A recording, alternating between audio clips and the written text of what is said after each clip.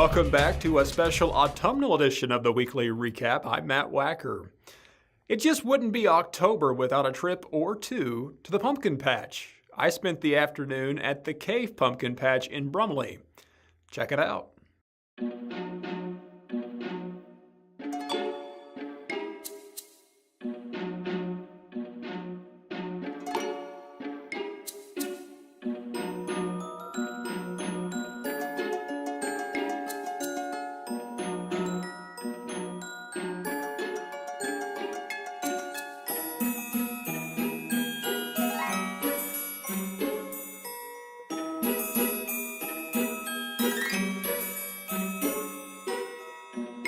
I'm Mark Beabout, this is Joyce Beabout, and we're the owners of the Cave Pumpkin Patch.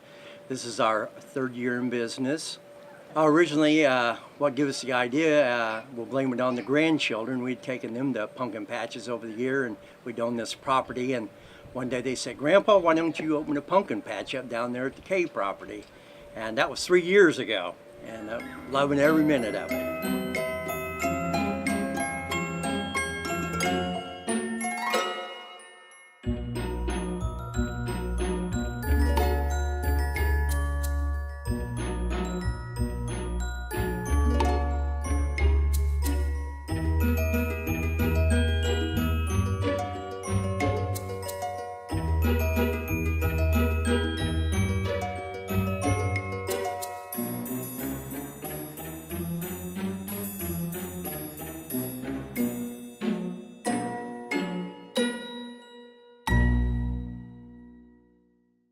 They come in and they just have so much fun, and then when it's time to leave, they don't want to go. And you know, the parents are saying, "Come on, we have to go," but it's just fun watching all the kids come in.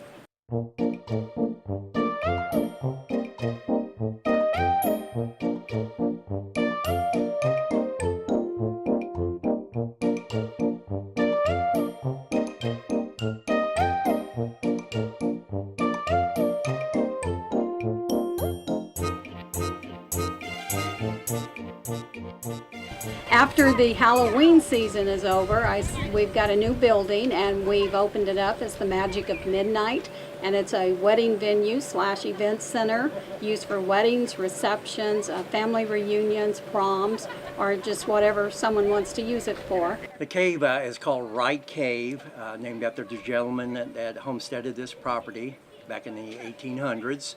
It goes back 600 foot.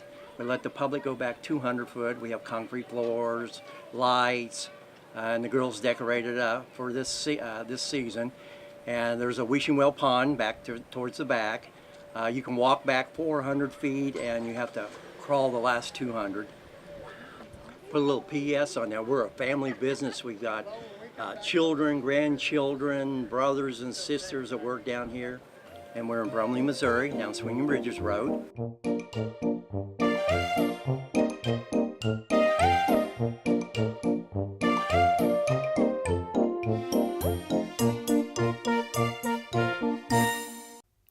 We here at the Weekly Recap are always looking for ways to double your pleasure. So we're not stopping at just one pumpkin patch this week. STORIE'S Pumpkin Patch offers a variety of family fun, along with a fabulous fall atmosphere to pick that favorite family pumpkin for the season. Luke Keene was there. I'm C.D. Story, and this is STORIE'S Pumpkin Patch. We are at 25330 Republic Road, which is just off Highway W, exit 150 off the interstate, off I-44. This is our 7th season. We try to add a little bit every year, and so we're bigger this year than ever. Well, we try to keep a little bit for every age group, from the step 2 roller coasters and plastic playground equipment all the way up to this year we've added hamster wheels, giant hamster wheels that are 5 feet tall, and slides and mazes and duck races and anything you can think of, petting zoo. If you can think of it, we've probably got it. We're open every weekend. Well, a little late now, but we open the last 2 weekends of September and every weekend of October. And then we're of course open for field trips and things during the week. Right now it's just for fall. We've talked about opening earlier, maybe even doing watermelons instead of pumpkins. We plan on building a permanent building eventually. And when we do that, that'll free us up to do a little more, stay open a little later, maybe do Christmas, open a little earlier. I'm also building a wedding barn next to us. Should be open hopefully in April, called Storybook Moments, but they literally just started the dirt work for it, so hopefully in April. Our first year we only had 500 people total, the whole year. Last year we had about 8,000 people. Hopefully we'll hit that or a little better this year if the weather cooperates. They're calling for rain today and tomorrow, so we'll see, but it's been, I never dreamed it would be this good. Students and staff from Webster University's Rolla campus recently took part in a community service day and volunteered their time at Camp Milt in St. James. These efforts were in conjunction with Webster Works Worldwide, which is the university's annual day of service held on the first Wednesday of October. According to the Missouri Chamber of Commerce and Industry, Manufacturing Day was developed in 2012 as a way for manufacturers to showcase career potential to students.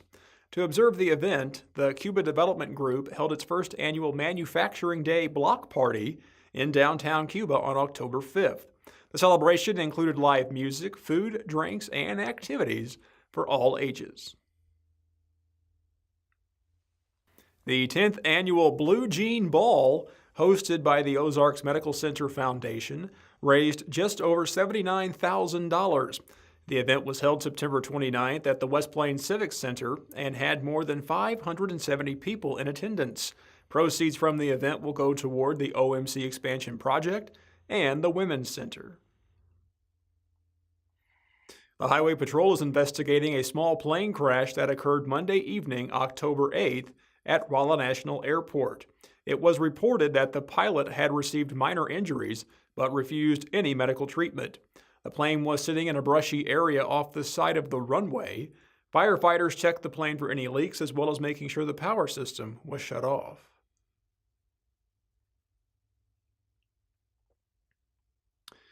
If you've ever dreamed of owning a cozy log cabin, you're certainly not alone. Keith and Nancy made their vision a reality with the help of builder Clifford Wagner.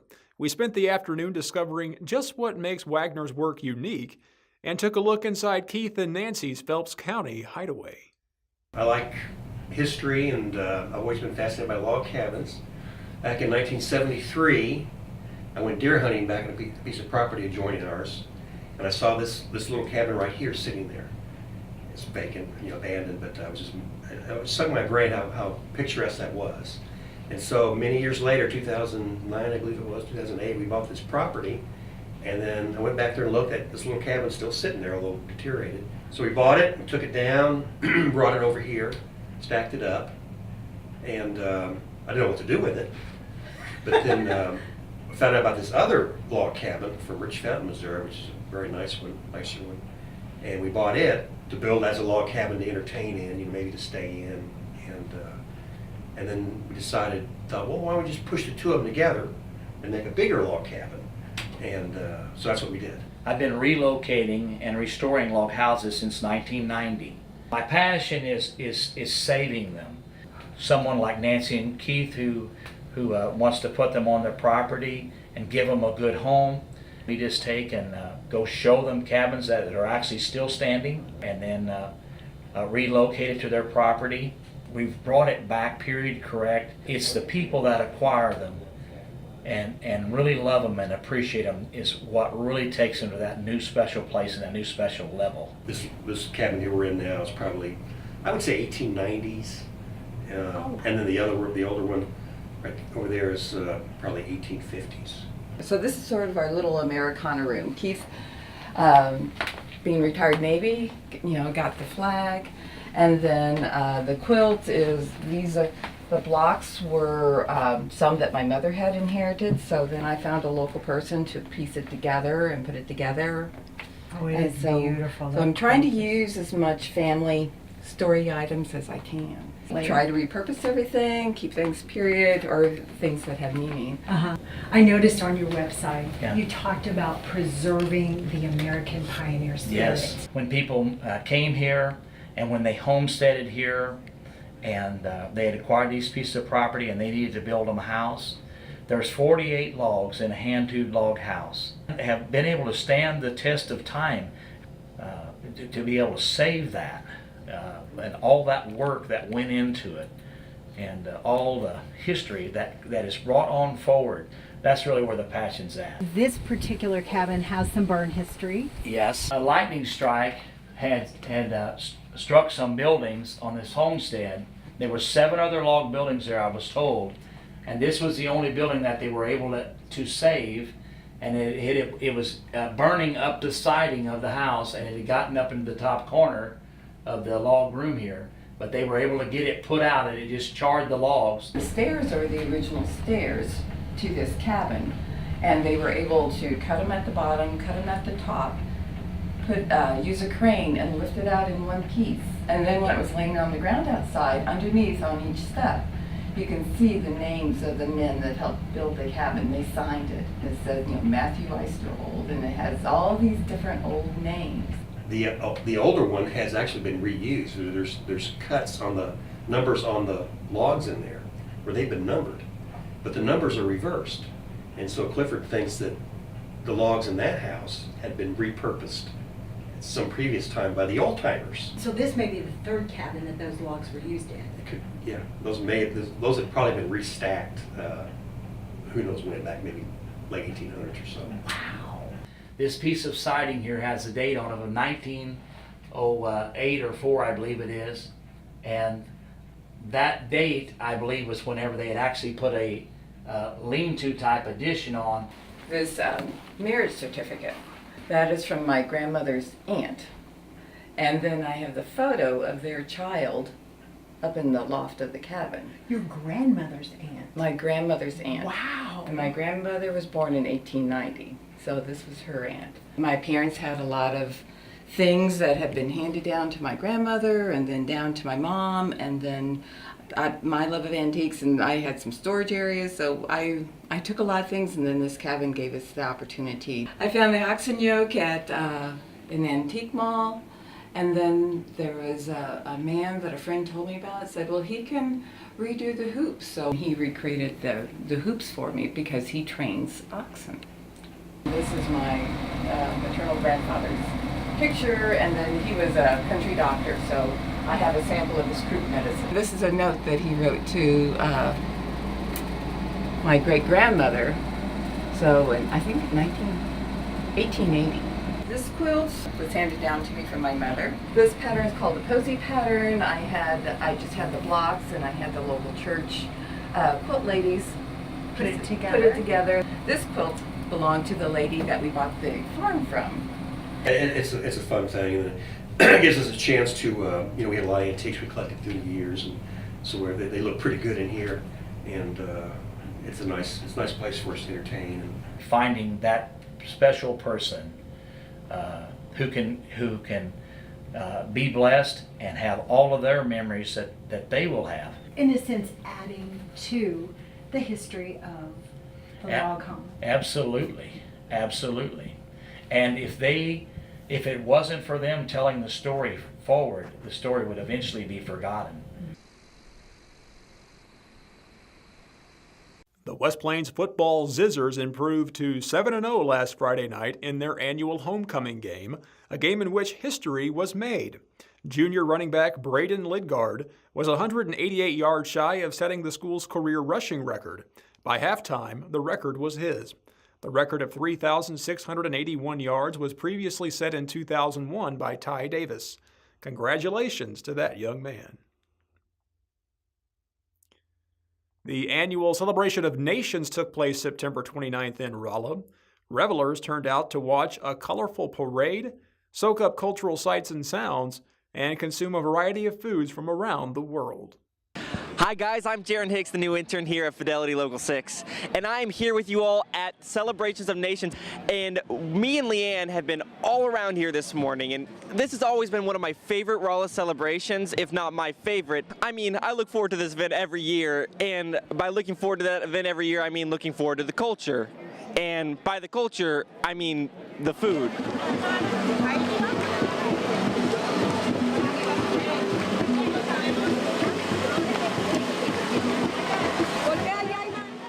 whether it's from here, there, everywhere. It doesn't matter to me. I just love food personally, and we've scoured the lands looking for different kinds of foods, and I think I've got a little bit of everything. We've got stuff from Asia, a little South America before. I might have eaten that already. It's all good, and honestly, I have a hard time trying to stay away from it.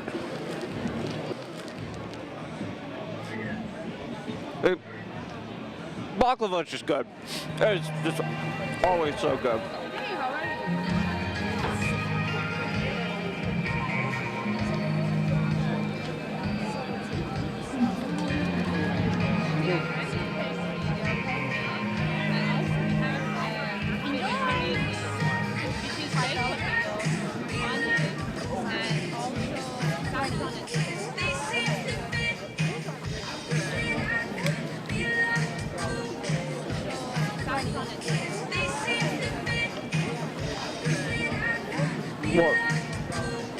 What? Give me that mic. Oh. I'm gonna get sauce all over. Give me that mic. I'm just an intern.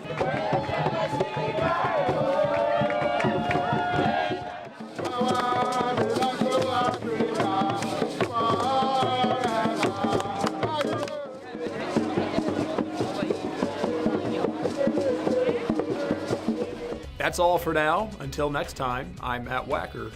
Thanks for watching.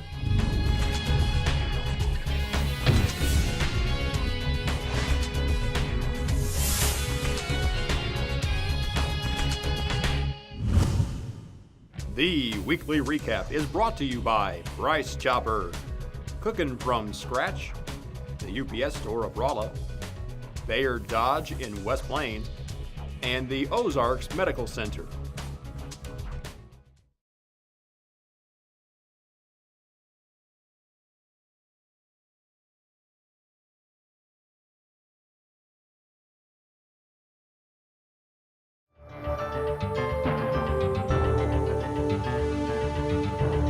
Many people who live and work in Thayer, Rolla, West Plains, or Lebanon have kind hearts.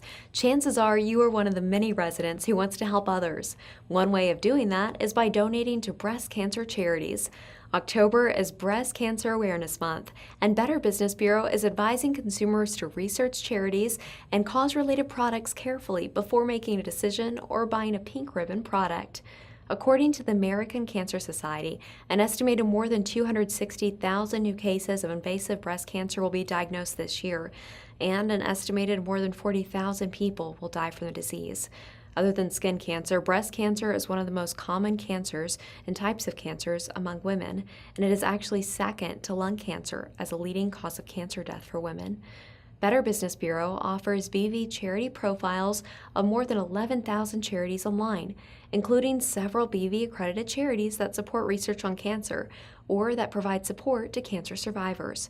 Some charities have names that resemble well-known breast cancer charities, so it's a good idea to check out the charities on BV's website, give.org, before making a donation.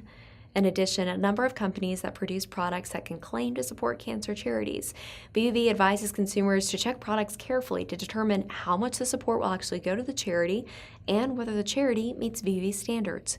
If you want to support breast cancer charities by purchasing products, BV advises that you will look into how the purchase will benefit a charity and which charity will get the money. Here's some more tips. Inspect the product for information. Check the company's website. If the information isn't on the product itself, it can often be found online at the website address and printed on the product packaging. If you still can't find the information, call the company and ask for it. Firms that use the charity tie-ins to market the products should be transparent to consumers. But above all, check out give.org and make sure that these charities are accredited with Better Business Bureau.